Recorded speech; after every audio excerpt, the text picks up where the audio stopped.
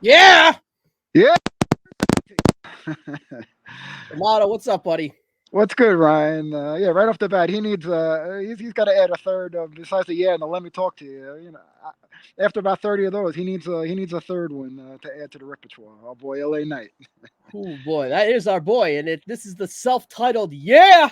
and better entrance music. I got to spice that up a little. Yeah, it But needs a little more oomph. But yeah, yeah, let me talk, Amato. Let me talk to you for a second, buddy. We're here to clean up a few things on the WrestleMania preview. I brought you in as the closer, Colin and Rivera, to close this WrestleMania preview out, and no one better than you, butter. thank you, thank you. I'll be one of the few live correspondents on the scene. To give you the scoops on whatever's going on inside SoFi, etc., NXT, Hall of Fame, all that. We're doing all that. All right, I just want a few pitches because that stadium looks beautiful. Oh yeah, we'll be taking care of that. Although sometimes when the edibles hit, I forget to take the flicks. But we'll see, man.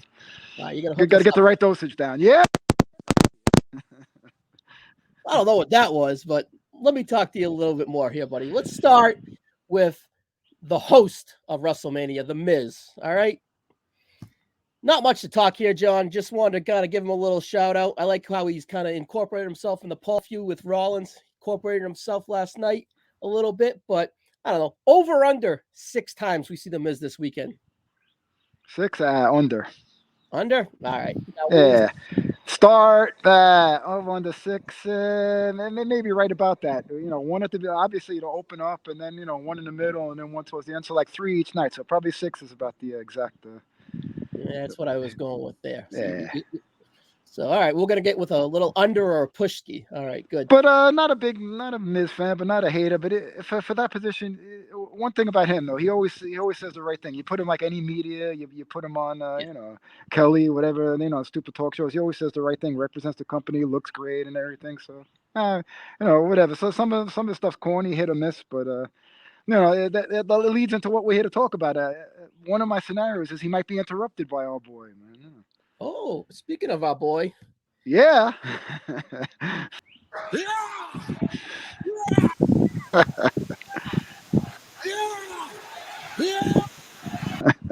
If he would come out and just do that, my night would be complete. But I got 2 scenarios for our boy LA Knight. all right, Now, what you got, buddy? number one is the battle royal, obviously the Andre battle royal, which they're souping up nice this year, better than any year. They're making it a big thing on the SmackDown Friday, almost a sold out house for Friday night. So it comes down to him and Lashley, the last two, and they do one of those simultaneous things outside and a brawl leading to our 14th match added. We got a 13. I think they wanted a little 7-7. So now we got 7-6. So and that leads to Pierce or whatever saying you guys are gonna have a match this weekend, tomorrow night or Sunday night. So that's scenario one. Now number two is if a certain fiend gets cleared and maybe comes out at the end of that battle royal and causes Lashley to lose. Causes Lashley to get distracted, and LA takes the battle royal. And then the next night, when the Miz is coming out there talking his corny stuff, all of a sudden the music hits, and yeah, let me talk to you, and him and the Miz start chopping up, and an impromptu match, with the Miz develops from that. So that's two of those things, which probably none of them will happen, but whatever, man. Either way, it's going to be entertaining. But hopefully, he comes up with that third catchphrase. Johnny Pencil over here writing it all down. I love it. Over under on 57 times. You'll have to ask Roger with me with how many times I go. Yeah, let me talk to you. Over.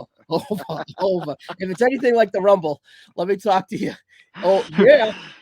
Although your boy Bray, he sucked me off of him a while. I did he cooled me on LA Knight. That Mountain Dew garbage he was came out. that was It depressing. was garbage, but he made chicken salad out of chicken shit. Yeah, but from what we hear, we had at the SmackDown in Vegas that he got a tremendous face pop. Yeah. And he finally got that dub. He was doing, he's doing the jobs to all the guys up into them. But he finally got a win over Cody, and the crowd popped. So we got to see if the in the ring stuff kind of develops. I mean, he is 40 years old. The in the ring stuff is, basic, a little above average. But he looks great. Obviously, on the mic, it's like obviously a big fan of Stone Cold and The Rock, with a couple other guys mixed in. So we'll see where it goes. All right, you just mentioned two heavy hitters. Is there any chance we get like a backstage or even an in-ring with Stone Cold and Mr. L.A. Knight? There's Yeah. there's a What? chance he could be the one to take a stunner, but why wouldn't they announce it though? It would be strange, to have Stone Cold a surprise. For a big gun like that, you'd want to announce it to get more eyes on it. Although at this stage of the game, they're pretty much That'd be worth it. sold Yeah. out. They got $1 billion at the gate, so maybe it will be a spread. But for me, I think if Stone Cold was going to be there, there would be something they would announce. And they would advertise.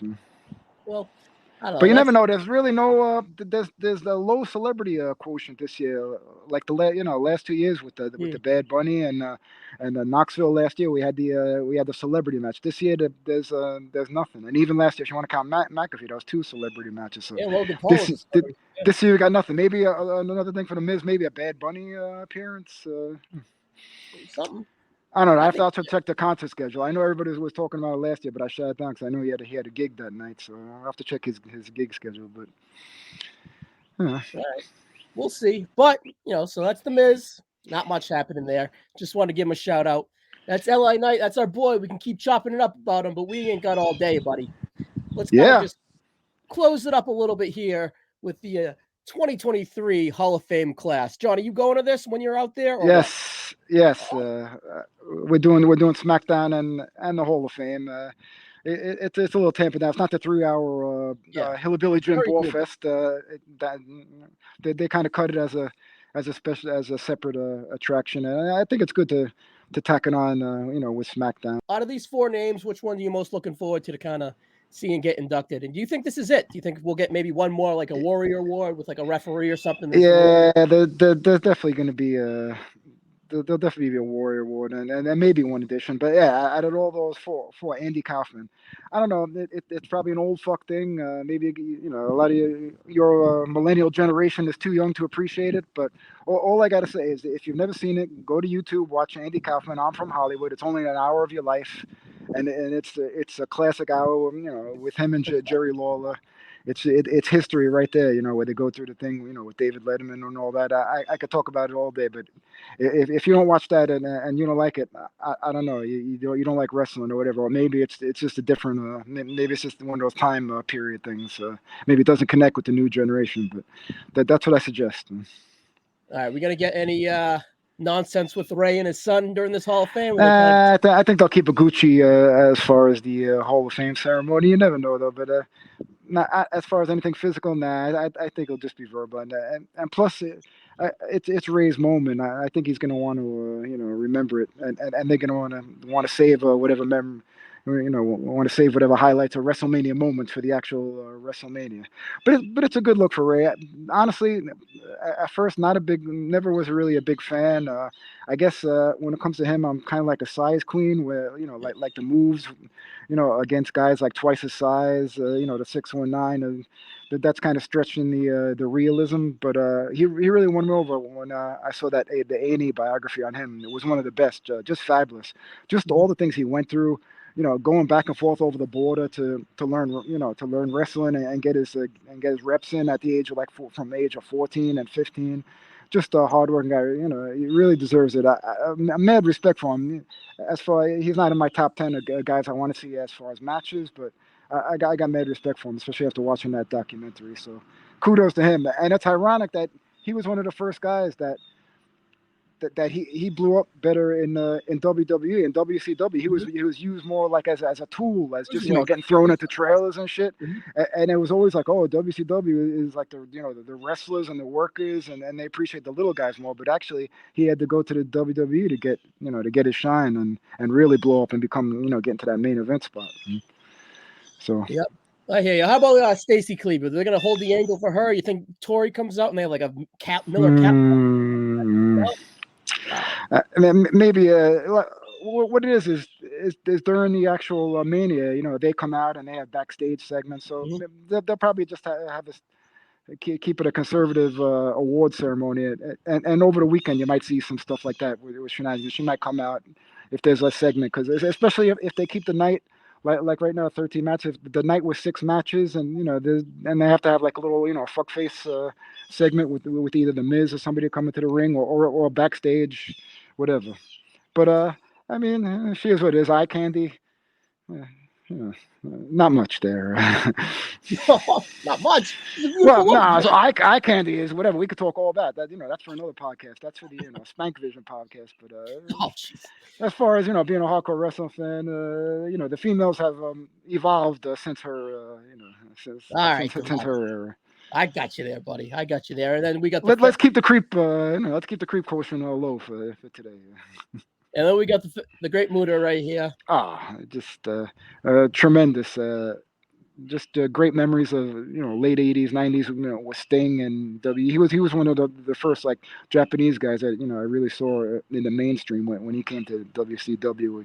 All those great matches with Sting and the respect they had for him. It really got me in. I'm not just a WWE cuck. I watched a lot of world class Crockett and stuff and just really appreciated his talents. Spot for the Muta.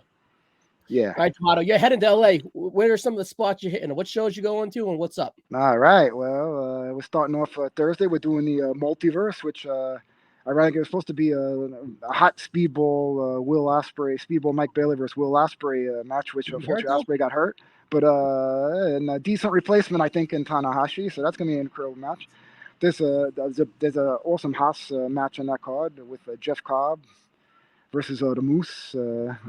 And that card's shaping up nice. It's always good to see Suzuki's on the card, so that's gonna be hot right there. And then we cruise into a little 11:59 GCW.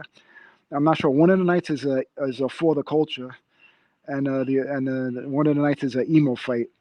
So For the Culture had a couple Rodney Mack and a couple of hot matches on the 11:59, and then Friday will be the early SmackDown at 5, followed by the Hall of Fame, and then little Saturday morning NXT at 10 in the morning, and you're going? leading into the 2 nights of Mania. Sunday a little 1 o'clock Dodgers game. We'll hit Dodger Stadium. Oh, okay. Met Noah Syndergaard is pitching for the Dodgers that day. I don't know. Who knows? With the new rules, we might be able to stay for the whole game. We'll probably got to get out at about 3ish and head to SoFi about 5ish. So it's gonna be a packed weekend. The boys are probably gonna skip WrestleCon. The boys will be doing that, and I'll check in some of the sites. And it's gonna be 4 days of ripping and running. Man. No better way to do it with you, buddy. So all right, Tomato, buddy. It was a great job. That's why you're the closer. You're coming here, tying in all the all the high spots. Give me one more. Yeah. Yeah, let me talk to you. Tomato, thanks, buddy.